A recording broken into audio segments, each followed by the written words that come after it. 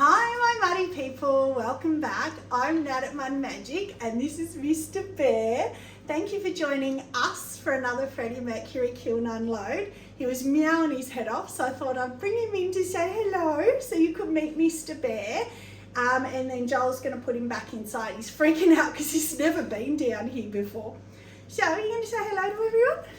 Can you say hello? Alright, it's a bit much, isn't it? He's rocking his, what do we call it? Poodle cut. Because he had he had to have some blood tests and stuff, so they gave him a poodle cut on one leg. How rude. Alright, Mr. Bear. Mwah. Okay. He's so cute. He's so cute. Joel put him away. He's got his claw in there. There we go. You put your phone down so you can hold it. Oh, I've got to come on, make a phone call. Alright. So Joel just put Trace in his pocket. So yeah, she's got it. She's obviously not here. She's on the phone, but she is. She's gone downhill a little bit again. So she just had to take a phone call. So I don't know if she hung up or what. She hung up, so she might ring back anyway. So Joel's here helping. So yes, Freddie is cold because Trace was going to come up tomorrow. So I've been waiting, but then she's gone downhill again. Unfortunately, I think it's going to be a bit up and down as we've said before. So she can't make it tomorrow. So we thought we'll just do it today. So a couple of little things. I have to eat my words. You guys were right. Guess what? The unicorn bubble chip and dip sold at the first market. So yes, okay, eat my words. You were right. I was wrong. And the other one, the faded cat mug, the faded pink cat mug, that sold as well. That one I'm not surprised. I did like it. It just wasn't the colour I was expecting. And the only other thing I wanted to say was Mud Girl Pottery, I think her name's Melanie, I don't want to get it wrong, Melanie. She said in her last throwing video, and it really resonated with me, that she's been judged on how she throws sometimes, and so have I. But she said you just need to know what kind of potter you are, I wrote it down, and throw how you know how you throw. So I've had a few bad throwing days recently because I've tried to listen to everyone. I tried to slow my wheel down, I tried to slow my pulling down and everything, but it just didn't work. And then I watched that and I was like, you know what, I'm going back to how I like it and how I'm happy. Brilliant, back to happy throwing. So I have a thicker foot because then as I throw I tend to pull out from the foot and I tend to keep sort of compressing my foot, which makes it thinner and thinner, so it ends up a normal foot. And I throw fast because it's just how I throw and what I like. So I'm going to continue doing that. So I only have 4 pieces written down with glaze on them because a lot of other stuff is just clear glaze. So Mr. Bear's back to meowing again. Of course I've had a sneaky peek on the top. I couldn't wait this long and not have a sneaky peek. My son Joel has just bought his first piece of property, so yay, he hasn't settled yet next week. So he's moving out. So he asked me to do him a bowl like grandma's, which is winterwood light flux, and a plate to match his bowl and his mug, which I meant to bring down and I forgot. So ages ago, you might remember I marbled black clay and yellow, stained yellow clay, and did a bowl and a mug for him. So he wanted a matching plate. So they're in here. I was going to go and buy brushing clear because I was scared of the dipping clear because you know the disasters I've had with it. And I thought, no, I'm going to persevere with it. If I don't, I won't learn. And you know, pottery is all about learning. So I also have three,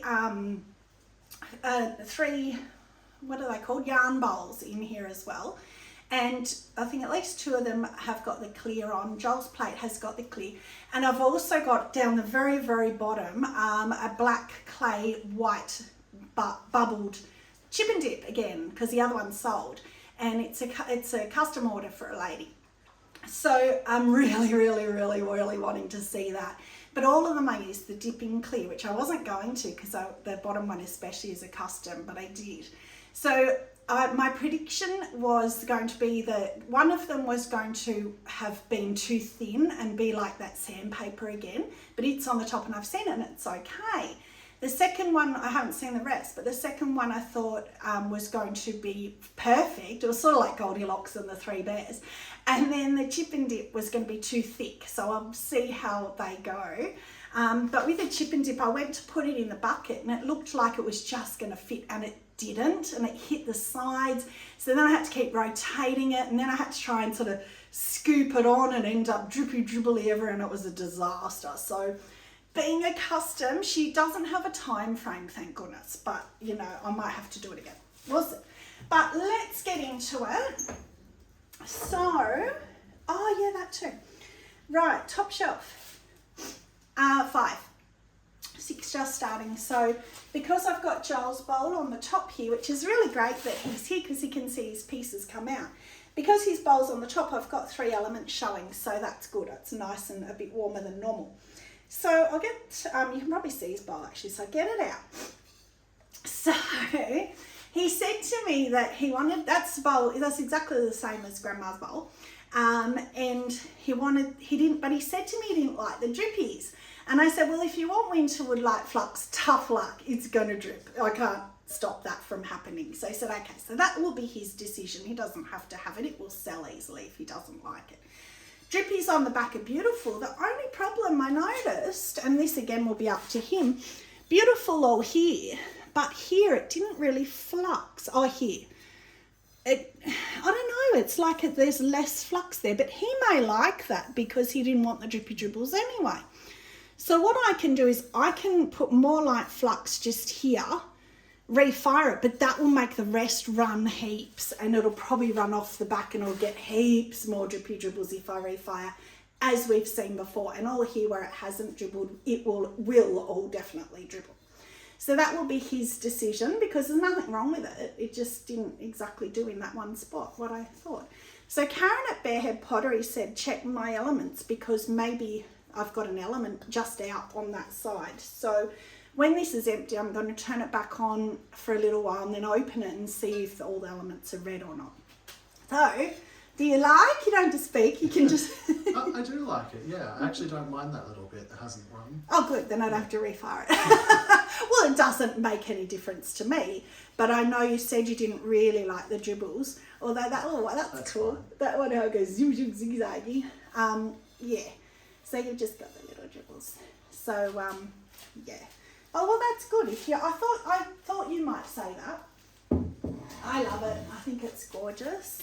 And then this was the yarn bowl that I was talking about that I thought might be a bit sandpapery, but it's not. It's perfect, which is great because this is the dipping clear. So what I did was the layering. I saw a video on Instagram about layering under transfers. So I actually did the leaves first. Then I did the tape, I think. No, I don't know. Leaves first. And then maybe I did the butterflies, then the put tape on, painted over the whole thing. Oh, and I left the paper on, the underglaze. So I must have put them after. Painted, yes I did, sorry. Put the leaves, left the paper on, then put the sticky, painted the whole thing in the turquoise, and then took the sticky off so it was just white originally, and then put the butterfly transfer over and then took all the paper off. And ended up with that. I think that makes sense. I don't know. I think that's the order I did it. I watched the video as I did it, started. So yes, so I love that. And the turquoise, I did think that butterfly underglaze was black, but it's actually blue. It does look very black on the paper. So let me know what you think. I'm not sure about the turquoise with the blue, whether I like that. Blue and green, but it's more of a bluey green than a green. So yeah, that's alright. Oh, and there's the little, did you see that inside? There's a little leaf inside. That's cute. And I swallowed the bum. So, I showed you guys how the last kiln unload these with just the obsidian inside and just white, because then I put 2 Bloom and Blue, 2 Poppy Fields, my favourite combo on the outside, put them through bisque. So I've just snuck them in here just so I can show you they were in the bisque kiln. So I love it, just obsidian. So last time I did that combo, I left the inside white, so that sort of colour, and clear glazed it. And that was nice too, but I thought, because this has got the black flecks, I'm going to put obsidian in. So I did that. And I thought next time I might try and pick up the blue with downpour or something, put downpour inside because I like to do them all different. I mean, obviously they are different every time anyway with the crystals, but I like that. And then this one, I did this combo a while ago, but the handle was cracked and I was really disappointed because I really liked it. It was a different shape. But that is Amaco HF Scarlet Red. And then that is Mayco Jungle Gem Monet's Pond on the outside. And I put it on this handle there too. I like that over the top handle sometimes. It suits this, I think, this shorter form. So yes, so that's really cute. I really like that. And actually still feels okay having the high handle. You would think it may not, but it does. All right, so that is all I have seen. So the next shelf is Joel's plate. I'm really nervous because of the clear glaze more than anything. I think that it's going to be too small, but I'm actually not. I don't mind that because then he's got like a bread and butter plate size, like for he likes toasties and stuff. So he'll have that for that. And then I'll make him another dinner plate size. So I'm happy with the marbling. That's gorgeous. But it's a bit small. Oh, the clear glaze is beautiful. Yay! So, a bit little, but... Yeah, it's an alright size. Yeah, for toasties or something. Yeah. But for pizza or for dinner, like if you've got a steak or something, you might want a bigger one as well. A little steak. It's good for portion control. I always say use a smaller plate for portion control. But the thing I was disappointed before I even fired this was that's obviously the top that you see all the time. I prefer the bum. And you know I always love showing you guys the bum. Well, look at the bum. Wow. Wow. Yeah, wow. I prefer that. So it's such a shame. I mean, look at this all in here, you know. And then you've got, it's such a shame, but it's still beautiful. Do you like it? Oh, yeah. Yeah, I love it. So I'm just going to get the bits of grit off. But yay, the dipping clear worked. It's nice and smooth. There's not sandpapery. There's no pinholes. It's not too much either. Like when the first time I used it and it all went foggy because it was too thick. Then it went too thin. Yay, it's perfect. So yay. Oh, that's so good. That gives me a lot of hope for the chip and dip, which I'm really worried because with that one being for Joel, it didn't really matter. I just do it again and again. But being a custom, even though she did say there's no time pressure, I'm still a bit nervous to see it. So it's not on this shelf. Can you just put that somewhere on the floor or something? Because I don't want to lose the sand off it. Oh my goodness, wow! I just knocked the kiln prop and knocked the cones out. But that is 5, oh, however they go, I don't know. So it's 5 and 6, so it's a 5 as well. But wow, I'm gonna have to read what these are. They're beautiful. I'll get this one out first. So this is the other. Oh, it's beautiful too. So that's the clear glaze too. So this is kind of a little bit of a experiment for me as well. So Julia, Ceramics by Julia, she did a little Temu video, and so I love Temu. I know some people don't like it, but I love it because I'm broke, so I can get these things so cheap. So these transfers are the big sheet size of transfers, and they were only like $2 or $3. So I thought, well, they're so cheap, I'll just get some. I didn't expect them to work. I thought they would burn out or not apply well or anything. They applied beautifully. They were easy to apply. They survived. I put them on at Greenware. They survived bisque, and they have now survived glaze firing, and they are glorious. But the dipping clear is beautiful too. So look at the transfers. Look at the gradient of the pale blue to the dark blue. Oh, I love them. I'll be getting heaps of those if they're still selling them. I only just got them recently, so they should be. That one had 3 together on the sheet. I think it was a misprint, but I quite like it on the bottom like that. Isn't that beautiful? And I swirly the bum again. Aren't they beautiful? Temu. And for me in Australia, for me to get a sheet like that from Sandbow, It costs me about, Elan I can't even buy from because their shipping's $100 for thin tissue paper. Elan, it costs me about $12 a sheet, and then their shipping is about $40. So if Trace and I split, it's not too bad. But they were like, I think $3 a sheet, and Temu's free shipping if you spend over X amount. Well, I just make sure I spend over X amount. I think it's $40 or $50. So I just get, like, they sell sponges and pottery tools and the silicone molds, all sorts of things. I've just discovered as well the silk transfers, so they're for silk screen transfers, but they're sticky, but they don't bleed with your underglaze. They're brilliant. Oh, actually, that's right here. Oh my goodness, I was just thinking it'll be in the next Kiln, but no, that's this one here. So, oh, I hope Sarah Walton's watching, because you're gonna love, I think you're gonna love these, because I love these. So this one, transfer bowl. Okay, so it's pink opal and cenote. So I was watching a thing of Molly's. She showed how to glaze a plate, and she sprinkled on different glazes. And when she did pink opal, she said, I don't like pink opal, I'm just trying to use it up. So, and I thought, maybe I could do that with rose quartz. You know how I hate rose quartz now. Maybe I'll do that. So if you go and look at Molly Happy Homestead's video on how to swirl different colours together.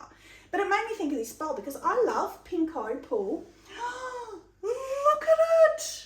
It's beautiful. Joel's looking unimpressed because it's pink. Oh, 3 pink opal, 2 cenote.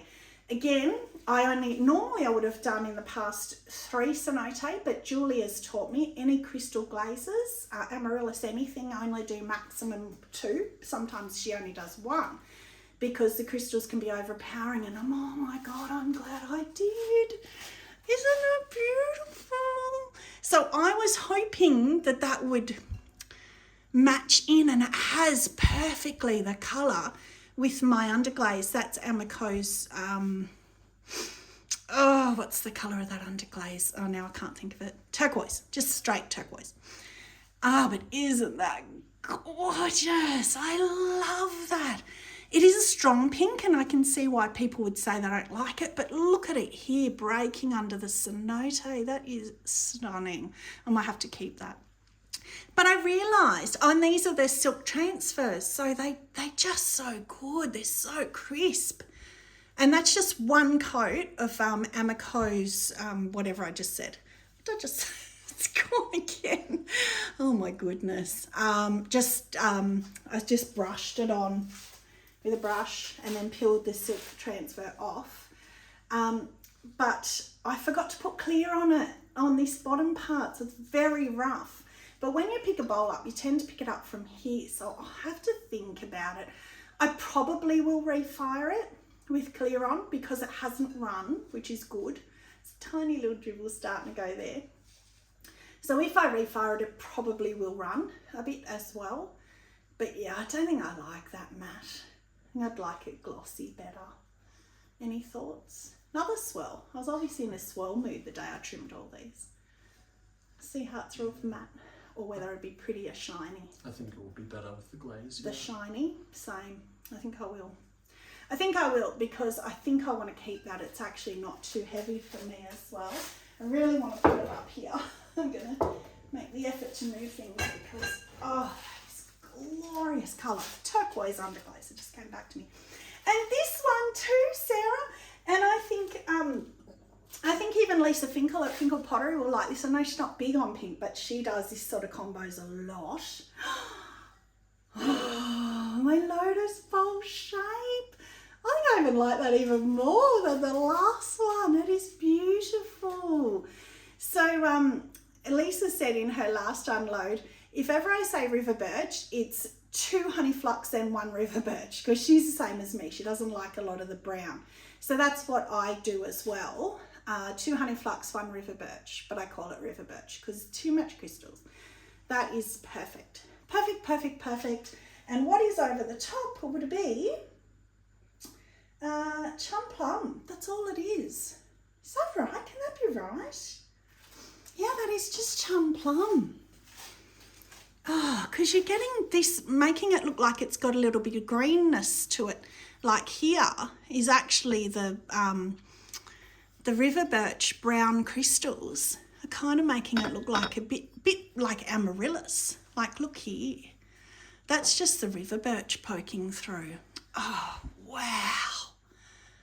Oh, I love that. I love the shape. I'm always going to continue to do that shape. Again, I want to keep it. It's beautiful. That is so me. It's just, I haven't done too much in the way of pink lately. Well, there you go. There's two that are stunning.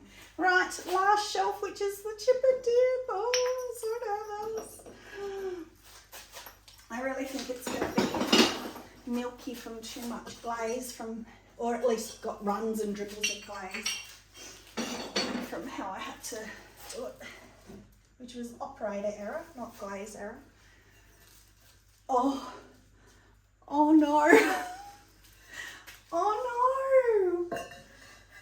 Oh, I don't want to get it out. Do I have to get it out? I should have talked about it. He's nodding. Perfect 5. That one's bent right over. So the other one wasn't quite bent, gone. That one's gone. I'm not getting it out. Oh, I'm getting the other ones out. So I've wanted to do that carving for ages. I've had it in my phone for ages on a mug, but I decided that I wanted to do it on this. So I think that's the blue-green underglaze that I love, amaco. And then I just carved through back to the white clay. And then I just put the dipping clear, and again, look at it, it's beautiful again. Yay, so I think that I held it for 3 seconds. Before I just went dipping out because it had been so thick. Now I'm holding it now for 3 seconds and it's perfect. So I think maybe over time of it just sitting, it somehow amalgamated more or something. I don't know, and became thinner. But that's perfect. Oh, so obviously my kiln, my Freddie, beautiful Freddie, knew that I was going to have some rewards because he knew I had a disaster in the bottom. Look at that. Remember from the last kiln unload, and I said, can't I? And a few people said, yes, you can refire it because it was real sandpaper and horrible and scratchy.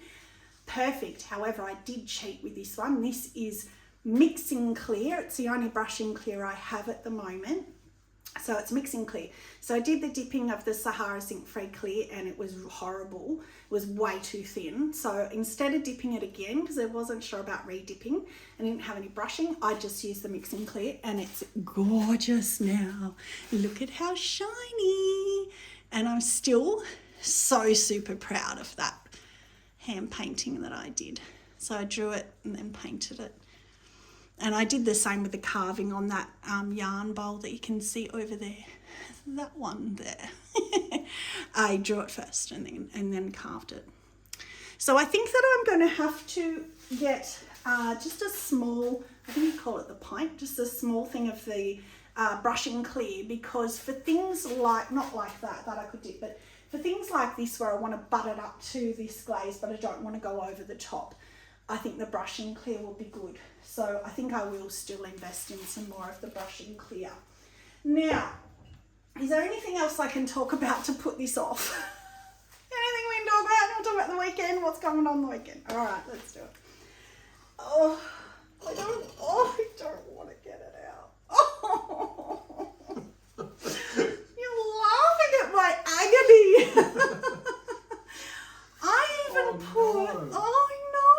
I even put a short, he's cracked up.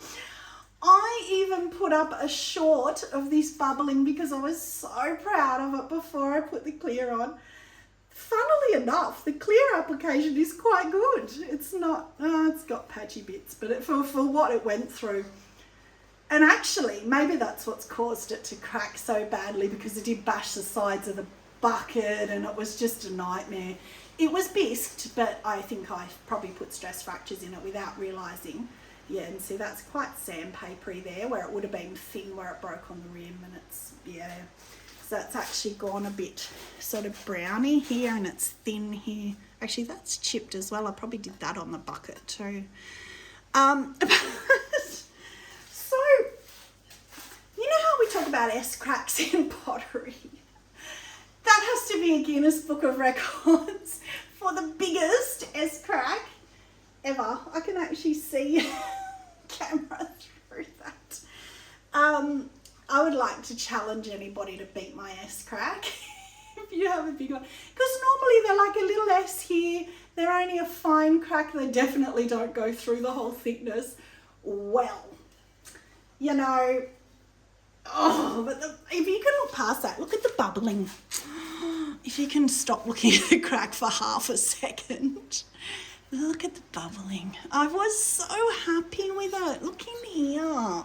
Where it's got big and little bubbles. And then, I don't know if you can even see in here.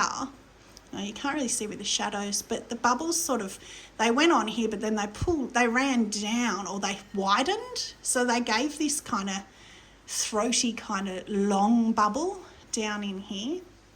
And it looks really cool. It's just hard to show you inside the little bowls. Cool. Oh, I was so happy with that piece, and it's my fault. So I'm going to do it again. That's the biggest one I've done. She wanted a big one. It's quite heavy. I'm going to do it again, but I'm going to get some brushing clear. So I want to for that anyway. And I'm going to brush because it won't fit in my bucket. I think you can pour. Oh, and I even use wax resist on the bottom. Maybe that's why it cracked. You guys can let me know. So I asked in Pottery Heads and they said, yes, you can put wax straight on your shelf. So because I've never used wax resist for this purpose before. So I wax resisted the whole bottom and then you tried to dip it in the bucket, disaster. And then wiped off any excess clear that was on there. Stuck it in the kiln. So maybe that's stuck it as well, but it wasn't stuck to the shelf, so I don't know. Oh, okay. I'm not putting that up for show. So that's pottery, right? That's what happens. That's okay, because guess what? Now I've got an excuse to throw another one. It's just a shame because it was 3 kilos of black clay, and black's expensive. It's like the porcelain, so that's such a shame. But anyway, I will get there in the end and then we'll all be happy for me, right? Okay. So that is it. Our Kiln favourite.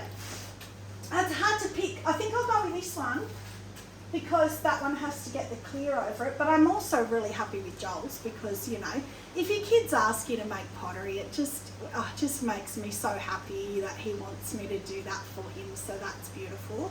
So I think of that one because I think that one might get it when it comes back through with clear. We'll see.